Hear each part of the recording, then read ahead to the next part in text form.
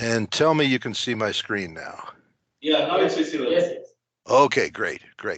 Okay, well, this is what I want to describe to you is a strategy that we have been using or refining for the last few years as far as how to build a geologic model and then convert that into a hydraulic conductivity model and then apply that to the geochemistry so that we can basically flow the geochemistry along the more highly the better hydraulically conductive zones in order to predict where things are going to go. And one of the things that we've always wanted to do was to include fractures within these models because they're obviously quite important. So what I'm going to be describing is a sort of a step-by-step cookbook of just going down through sort of a workflow or a strategy, and to show how we're trying to automate this strategy by pulling it all into one sort of cohesive cookbook or a recipe to produce these diagrams and volumetrics and models.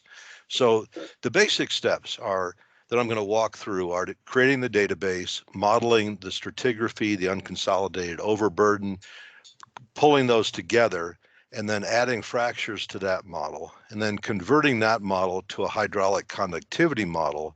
And then we're also going to be looking at water levels and trying to create a maximum water level elevation model that can serve as another constraint. And then we basically truncate the model based on that. And then we're going to convert it all to a hydraulic conductivity model, and we're going to isolate basically zones of flow or potential flow. And then I'll show how we take it geochemistry in and pump it through. But first, I wanted to describe why, when I was asked to do this presentation, and given the freedom to pick a topic, the reason why I chose this topic is we've just noticed that the last 4 larger consulting jobs we've done in the last 2 to 3 years have all been the same.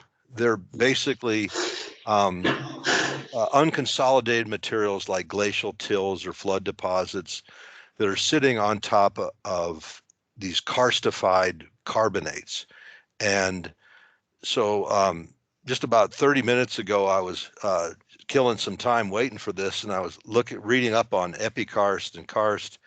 And in one paper, they said that 12.5% of the Earth is karst, which I guess explains why I keep seeing it everywhere.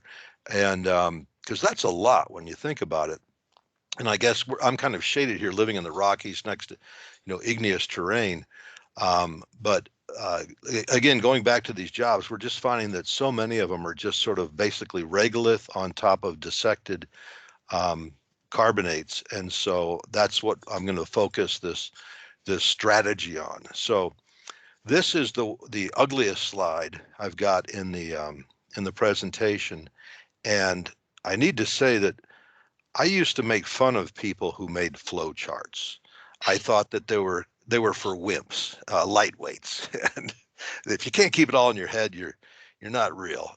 Well, as I've gotten older and as things have gotten more complex, I've come to kind of start relying on flow charts. So in this one, and I'm going to be coming back to this, so you don't have to read this all at one time, but basically the general idea is make the stratigraphy model, make the lithology model, combine those to form a geologic model, and then fracture the whole model, and then convert it to a hydraulic conductivity model, then throw in that maximum water level truncation filter, and then turn it into a Boolean or a true false flow, no flow model, and then take the geochemistry and look at the time intervals at which the water wells were sampled and start making animations based on that. So again, I'm going to go through this a lot more, but in terms of going back to that list of 12 steps, the first step is to get the data in to a database. And our product Rockworks has an SQL-lite relational database at its core that you can switch over to SQL or other formats. But these concepts that I'm describing, these are not by any means unique to Rockworks. If you're using any other competing product, it's basically the same idea, or the strategy that I'm describing is should work within any commercial product out there. So getting the data into this database is probably the most unpleasant part of, at least for me, for doing this kind of stuff, because you've either got to import it from other formats or type it in or use the Windows clipboard to copy paste it in. But the ugly reality of all this is that getting the data into the database and then doing the quality assurance on the data is probably where you'll spend most of the time. These other applications, they're just a matter of letting the program run. So that's the ugly reality. But that's step one. And I'm just going to walk through what that looks like in Rockworks. This is on the far left side of the screen. There's a list of the boreholes. As you add them, this list continues to grow. And then you click on a given borehole, and these tabs will appear along the column adjacent to that. And so the things that you need to put in would be, of course, the location for the boreholes. There's this next tab down is lithology. Now, we think of lithology as being basically laterally non-contiguous. So think of lenses. So you got a little gravel bar, a little sand bar, all these inner-fingered lenses. This is what we're dealing with in lithology. And as far as the terms that you put in here, these are up to the user. But right now, in this example, I'm using the Unified Soil Classification Scheme. And so we basically, that's lithology, and lithologies can repeat, whereas the next item down the list of stratigraphy, this is what we think of as laterally contiguous things that extend layers across your project area. So think of them as formations, but it could be chronostratigraphy, it could be hydrostratigraphy, but in this case we've got I'm starting below the lithology, below the overburden. At 5 meters, I've got epikarst, and then dolomite, limestone, shale, and then a deep, true basement of metadiorite. Next on the list, and I'm skipping over some of the data types because they don't apply to this presentation, but T data is what we refer as time-based data, and this is typically geochemistry. So, and I'm only going to deal with one item for this presentation, and that is trichloroethylene, or TCE, in which we have a depth at which it was sampled, and then the date at which it was sampled. And you can also have times in here, but this is crucial because it's going to be it's changing over time, we hope. And now the depth to top and depth to base, I think is typically misleading, because we're finding that with most of our clients, they only take one sample from a monitor well, and a handful of folks will do Packer tests and sample from a specific interval. But in general, it's usually just one Baylor sample they're pulling out of the well, dumping that at the lab, and then putting the results into the program. So I don't trust these depths that you're seeing on this when we get this kind of data. I think it's what I'm going to be showing is an alternate, or a way of dealing with poor sampling. Now, the next item is fractures, and I've only got one for this particular well, but it's what we do is we treat fractures as discs, and where you put in the strike and dip, or I should say the dip direction and the dip angle, and then the radius, we're just adjusting these discs so that you can tell the program how far you think you want to propagate that fracture outwards. Now that's a subjective thing, and all I can say is that's a subjective thing. The aperture refers to the diameter, or the opening, the size of the fracture. So if you have a sealed fracture, or something that's been filled with like, quartz and is impermeable, you either want to leave it out of here or you want to give it an aperture thickness of 0. And then next but if it's a cave, you want to, put in a big number there for the height of the cave, or at least how it intersects that particular borehole. And then finally, the other data element that's going to come into play here is water levels, and where we put in the you can have as many aquifers as you want, but just like with the like with the geochemical time-based data, you want to put in the date that this well was sampled, of course, and then the top depth at that time. Now the base depth is typically left blank because most people don't know what the base of the aquifer. When you're drilling water wells, you usually stop when you've got a pretty good well, and that's it. So that can be left blank. But that's the data. Now, going back to this flow chart, what we did back in 2020 is we got away from our ugly scripting language and switched to what we created this thing called the playlist. That required a full rewrite of the program to support this thing. But basically the idea is that this flow chart that you're seeing in the center of the screen is what we're seeing in this list of commands that we're seeing over on the right side of the screen. Each one of those commands corresponds to a program in Rockworks. And so I'll give you an example of that. But first I need to, I forgot to mention, how do you get data? How do you get something into this list, this recipe, this cookbook? In any of the programs, and there's about 800 programs in Rockworks, what we did was we went through all of them, and up in the upper right corner, you'll see a little icon labeled playlist. So let's say you run a program, you're happy with it, and it's producing nice output, but you have another step that you're going to do, and you're going to use a different program. So you click on that playlist item, and it will ask you, what do you want to title it, which can be changed. And so you might say something like, in this case, you might title it Create Stratigraphy Model. And then that item and all of the menu settings for just this particular use of this application are going to be saved within that playlist.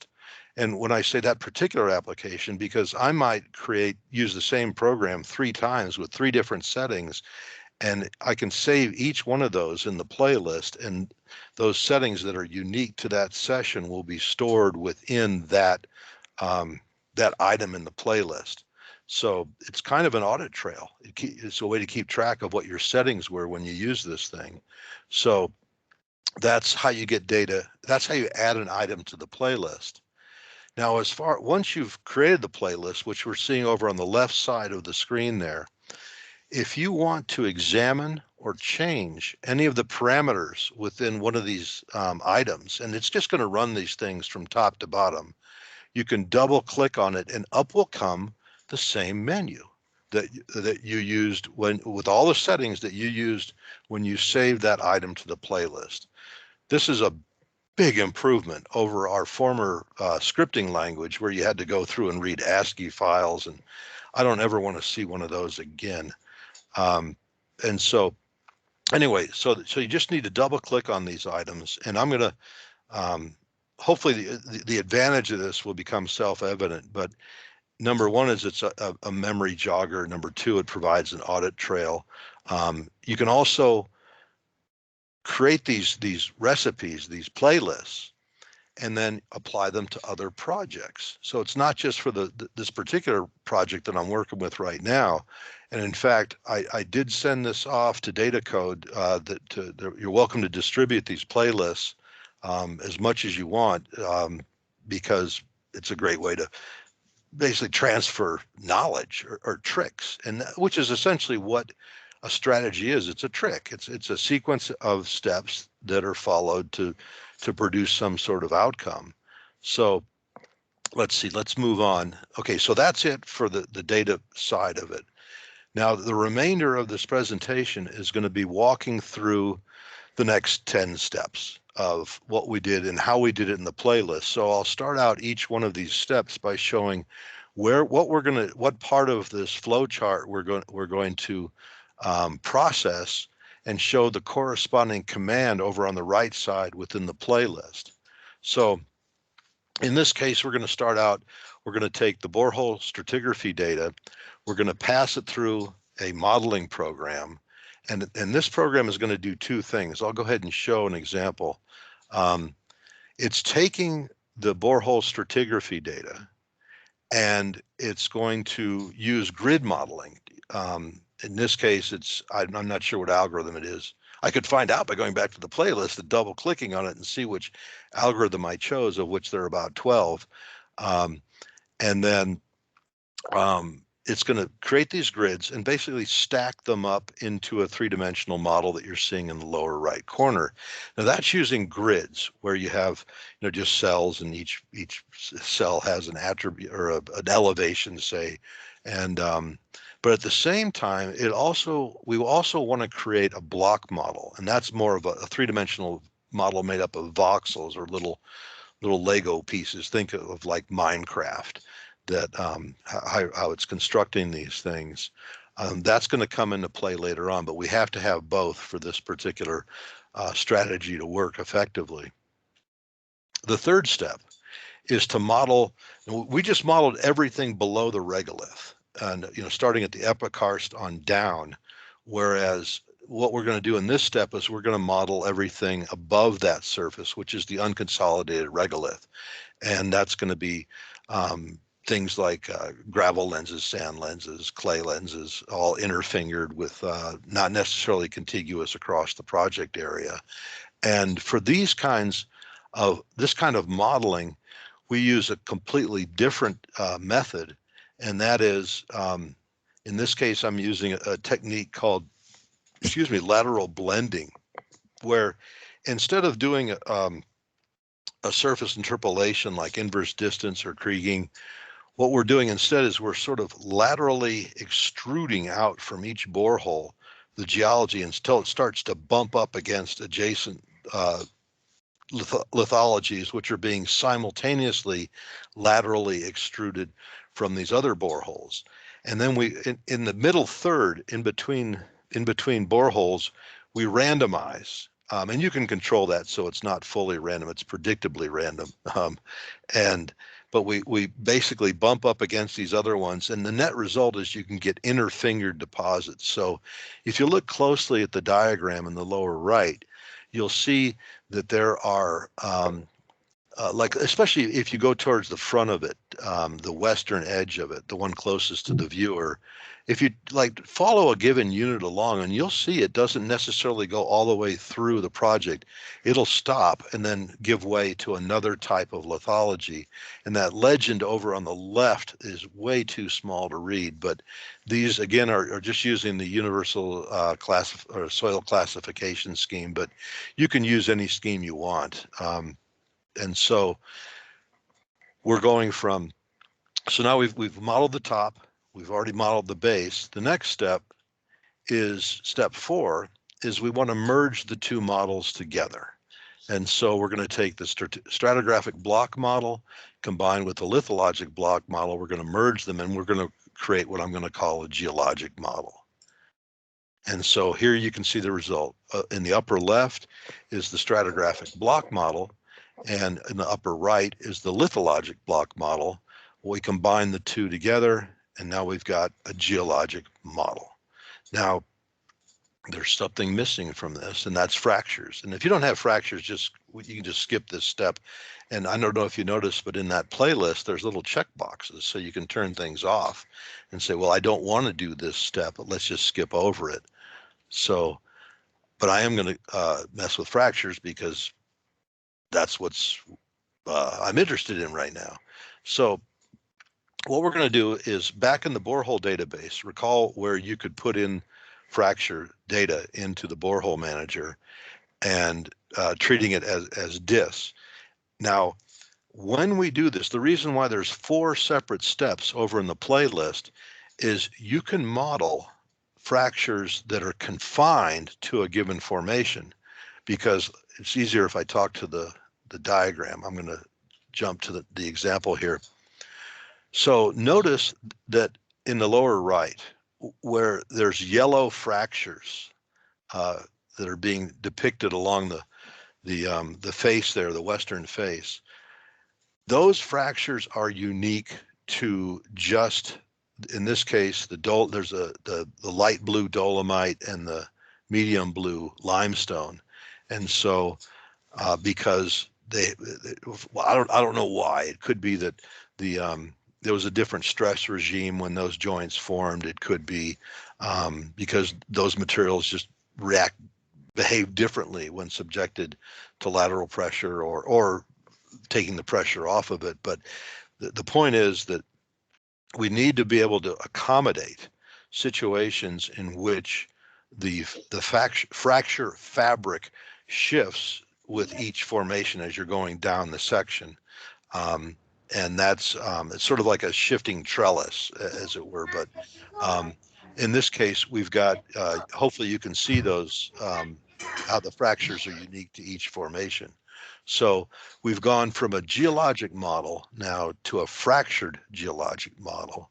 And that's an important step for this analysis.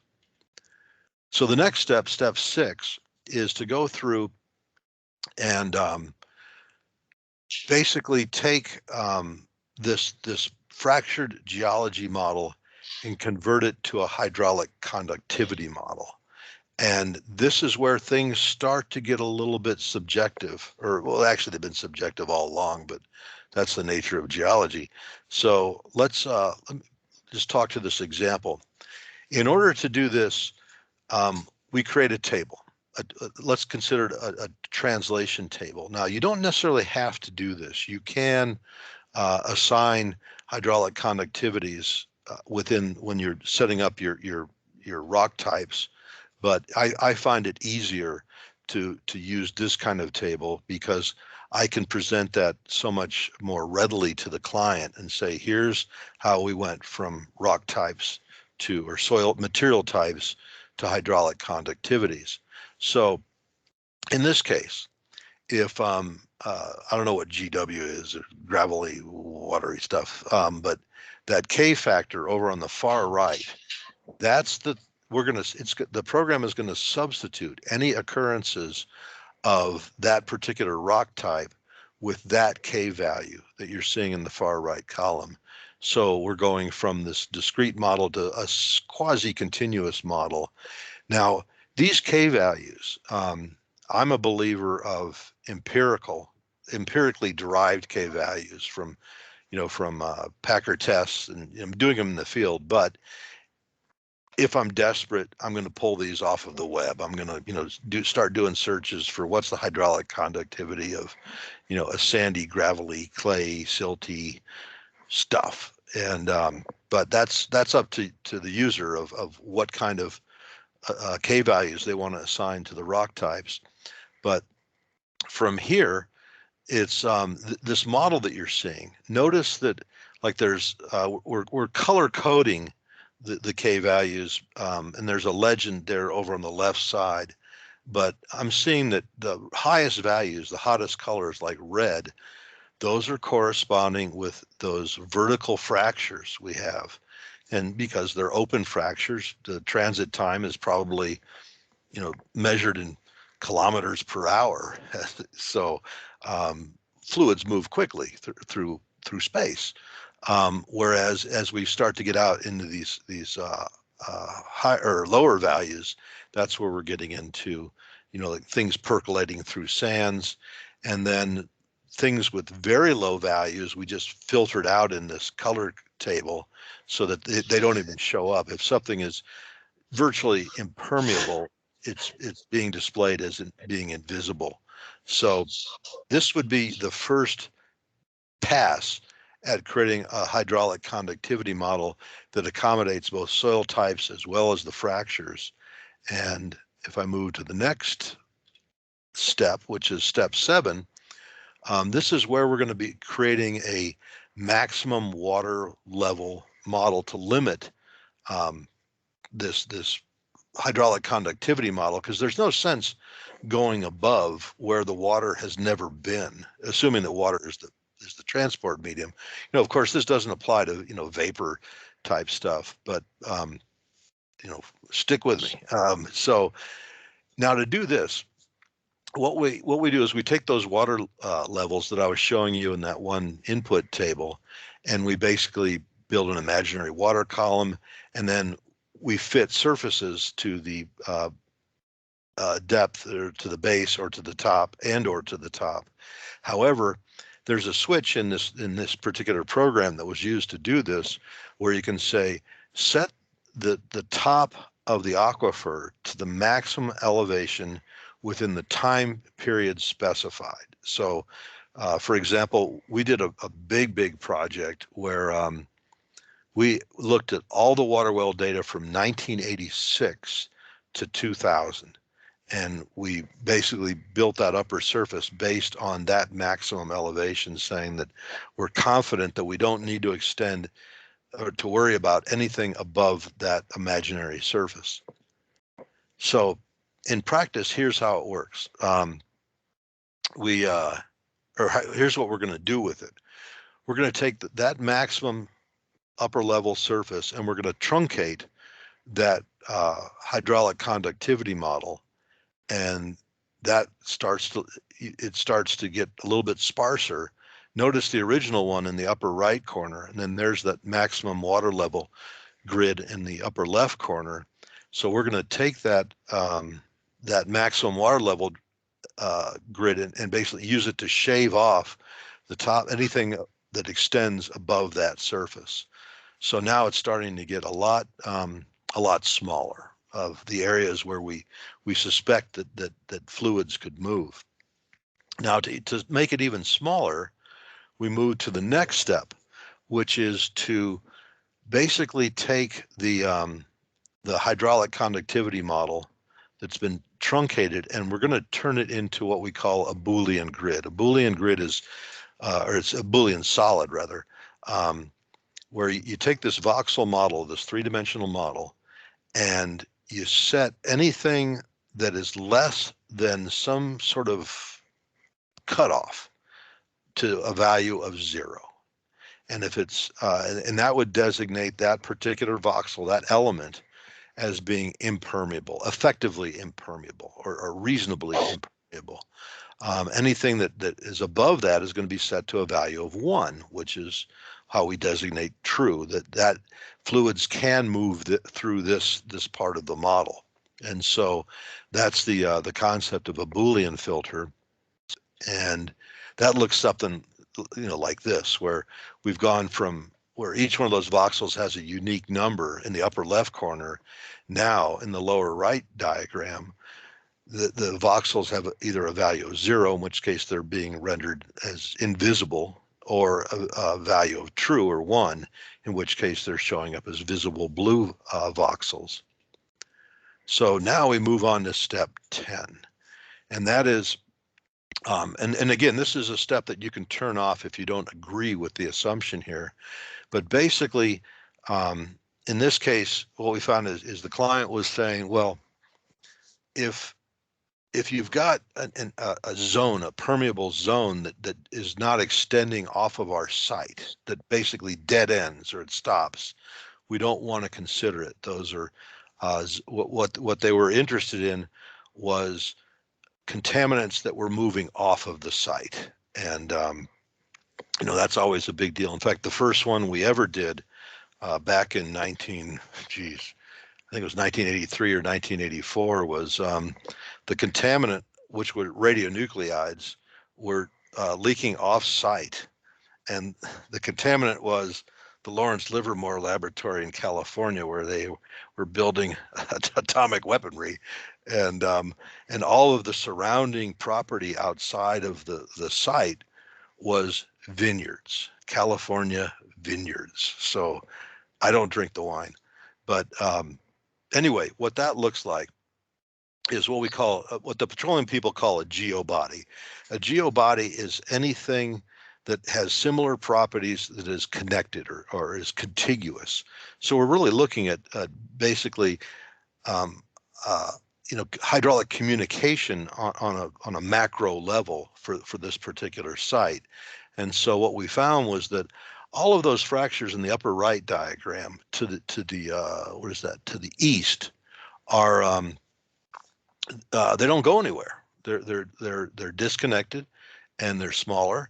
And so we just said find the largest geobody, and you can select what the cutoff is, but find the largest geobody and get rid of everything else.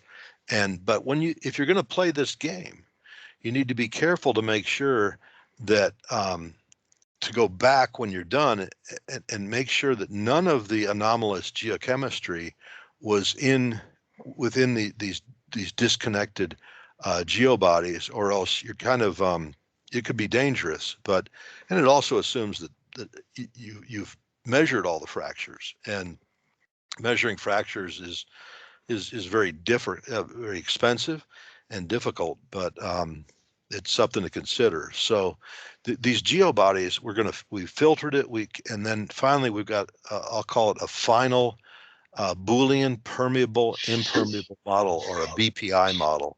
So that's showing us just where we think fluids can transport the contaminant. So now we move on to step 11, and that is to basically interpolate these models, and or I'm sorry, to go through, I'm going too fast. What we're going to do in this step here, I'll just go to the cartoon. We're going to take the geochemistry. Now again, notice in the upper left corner that the intervals for the geochemistry are very unrealistic of what was put in there, because they're just taking these single samples from a water well and saying, well, this represents the entire column of water. What we found here, trichloroethylene within this column of water. We don't know where it came from, but we know it came from below the top of the water and above the base of the water. So that's all we know. And but we're going to use that Boolean permeable impermeable, the BPI model shown in the upper right corner, to constrain where that geochemistry is coming from. And then we're going to subject it to a modeling algorithm. Now these three-dimensional algorithms are just like with the gridding algorithms, they're questionable about just how good they are. And so my counsel on that is trust nothing, and trust and verify, because all of these different algorithms, these methods, these tricks, these techniques, they all have their strengths and weaknesses, and so much you really want to choose the right one based on the geology that you're stuck with. And so in the case of grid modeling, it's a matter of if you've got, for example, things that are surfaces that have been influenced by humans. Humans tend to do things in sort of beveled angles, especially engineers, and so you might want to use triangulation as the gridding algorithm. Whereas if you're dealing with entropy, with buried surfaces, you might want to use something like inverse distance weighting or Krieging. And so all of these algorithms have their strengths and weaknesses. And I wish I could just say, use this one, but we really need to know more about your geology to figure out which one to use.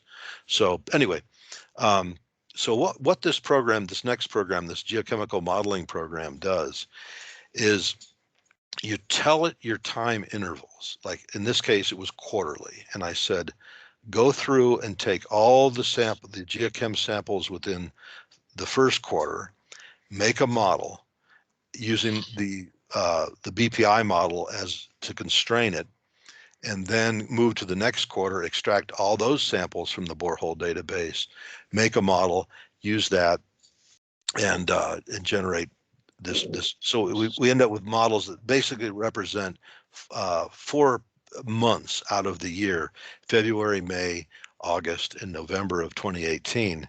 And notice that they look different. In February of 2018, it looks like there's and as well as February and May, there's a pretty strong anomaly shown in red. And that indeed, it turns out, is where the point source was, where the contaminant was emanating from. But it would appear that by August and November, they had done something to that. They'd probably turned off the tap or got rid of the leaking barrel or whatever it was that was leaking all these TCEs into the groundwater. So that's that step. Now, before I go on to this step of creating the animations of these things, I want to point out that all of the preceding steps that you're seeing on the far right there in this playlist, I timed those earlier this evening or early in the morning for you guys, and it took a little bit less than 7 minutes to go through and run through all these steps and get to the final models that it made. However, the next 2 steps down, creating animations, that took about an hour. And so be forewarned that animations are real pigs as far as taking up your processor. And if you do anticipate producing, these kinds or animations, I would strongly recommend that you pay a little bit more for your computers. It's this is where multi-threading comes into play. And by the way, we do, for some of these modeling methods, we also use multi-threading or parallel processing. That'll speed things up. So the more you spend on that computer, the less time you're going to have to wait for these things to finish. And normally that's not a big deal when you're talking about minutes. But if you're going to be generating nice animations, you do want to take that into consideration. So anyway, so 7 minutes for everything up to the red boxes there in the right corner. And then to give you a feel for what, and these are just some quick crude animations, but I'll start them out. So notice as you're seeing that plume in the middle, it just went from red to now yellow, and it looks like the point source has been remediated or terminated or whatever you want to call it. And then I'm also seeing that more of the contaminant or higher levels are spreading farther away from the point source there. But also notice how this fracture is serving as a conduit to get the contaminant from the center of the project area out to the northwest corner of the project area. And that seems to be spreading quite a bit. So, and I'll play that one more time just to give you a feel for it. But this is stuff that's hard to show in 2 dimensions because you're just going to see a plan view map. I really like the 3-dimensional side of it because you may have a lower layer that is far more transmissive than the other ones, but in this case, it's not really showing that. So we could probably get by with a 2-dimensional display there.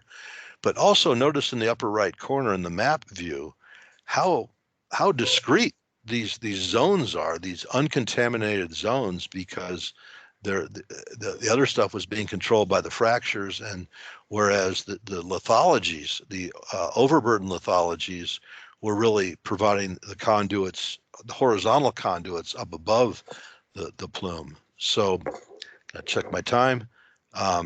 Oops, I don't want to run that again. Let's move on to, nope, I can't.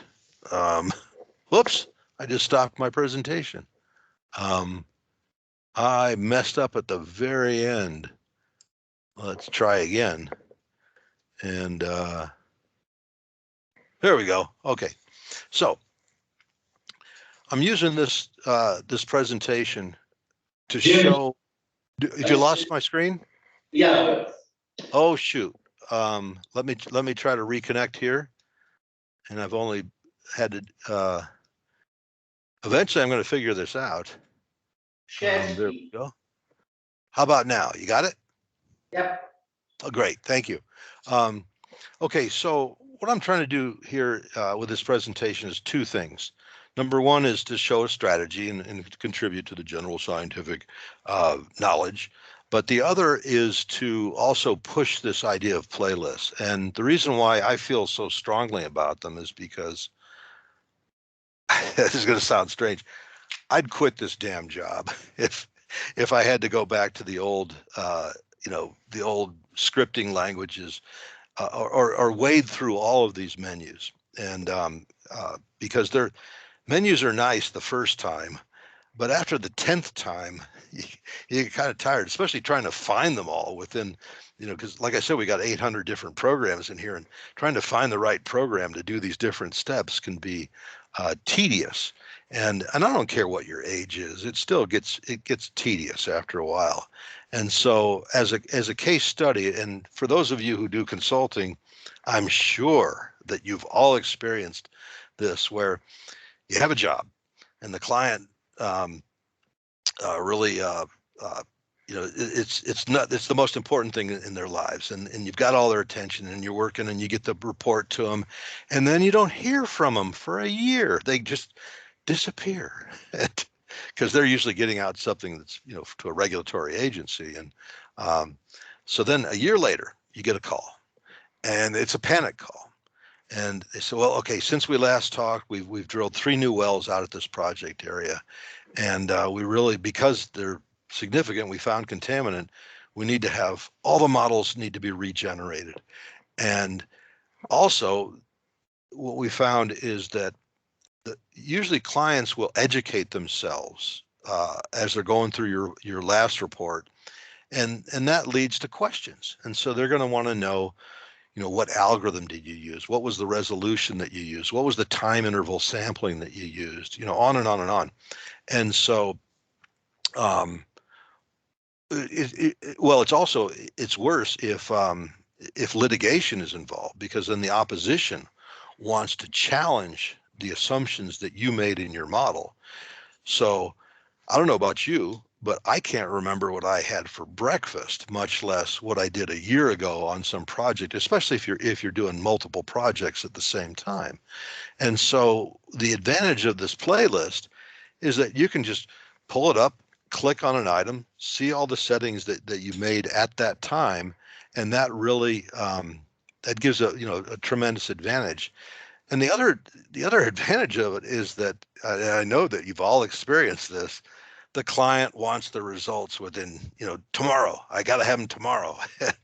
So I love this, that now we just go in, we add the new data to the borehole database, and that usually takes half a day, depends on how much data there is, and then we hit that button at the bottom that says process playlist, and then we go get lunch, and you come back and you got a whole new report, all new graphics, all new models, all new volumetrics, everything's all updated and tidy.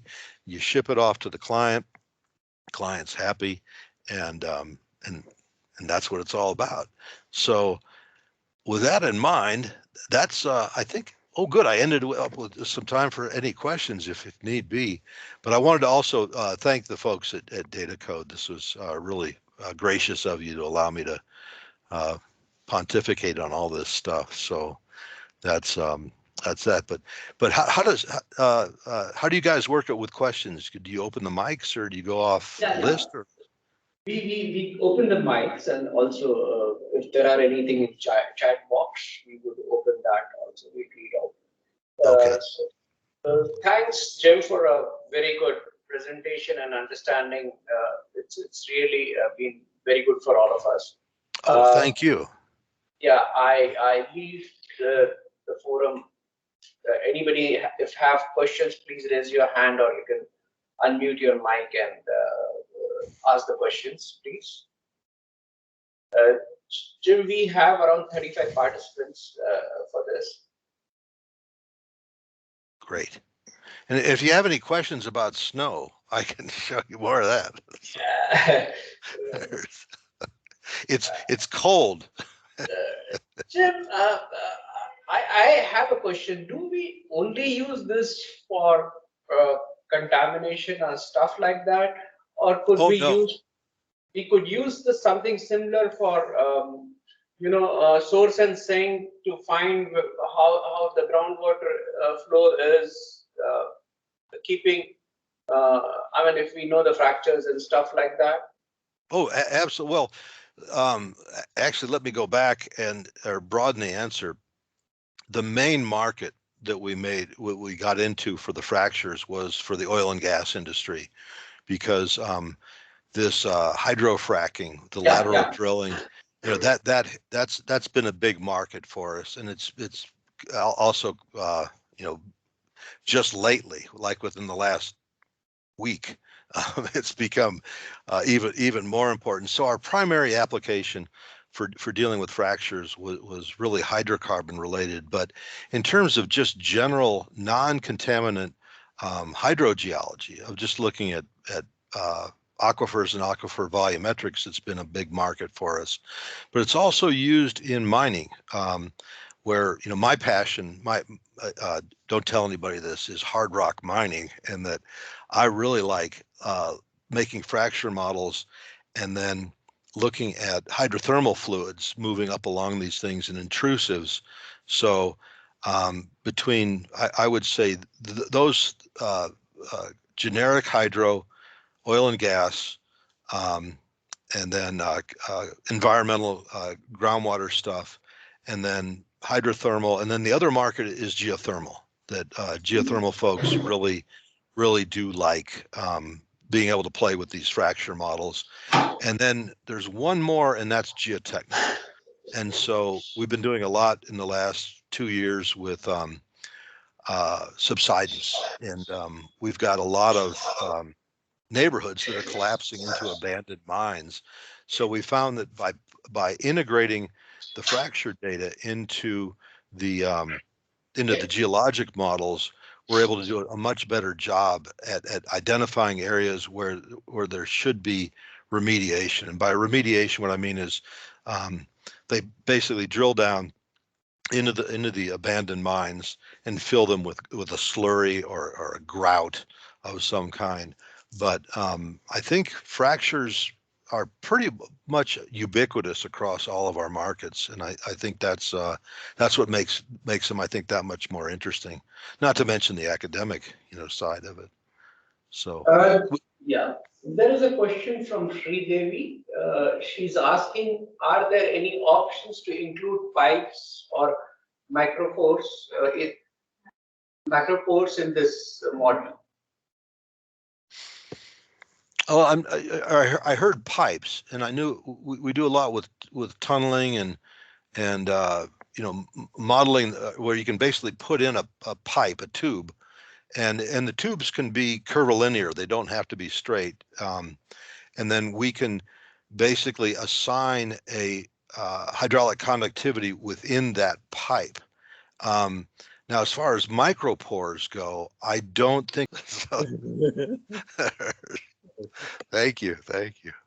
That's great. Anybody else there who would like to ask anything to Jim?